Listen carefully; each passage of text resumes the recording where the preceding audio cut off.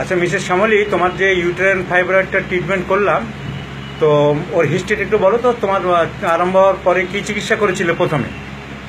আমার যখন প্রথম ধরা পড়ে তখন আমি প্রচুর অ্যালোপ্যাথি চিকিৎসা করিয়েছি এবং বারাসাত, কলকাতা, বনগাঁ মোটামুটি সব গাইনো ডাক্তার দেখানোর পর তারা এই কথাই বলে যে এর কোনো চিকিৎসা অ্যালোপ্যাথিতে এখন নেই যতক্ষণ না ব্লিডিং হবে।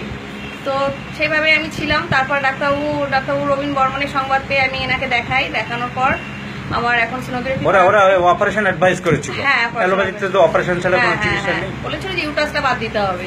তারপর দুবার তিনবার চিকিৎসা করার পরে, দুবার তিনবার ইউএসজি করার পরে অল্প অল্প করে কমতে কমতে তারপর এখন একদম পুরো চলে গেছে। এখন হোমিওপ্যাথির উপর তোমার পুরো আস্থা এসেছে। হ্যাঁ হ্যাঁ। এবং অনেকের যে ধারণা যে হোমিওপ্যাথিতে এই সমস্ত সারে না, পুরো সার্জিক্যাল কেস। আমি মিসেস শ্যামলী নাথ বনগাঁতেও থাকে, আমি ওর নিজের মুখের কথাই আপনাদের শুনিয়ে দিলাম যে হোমিওপ্যাথিতে ইউটেরাইন ফাইব্রয়েড সারে। তোমাকে সহযোগিতা করার জন্য ধন্যবাদ।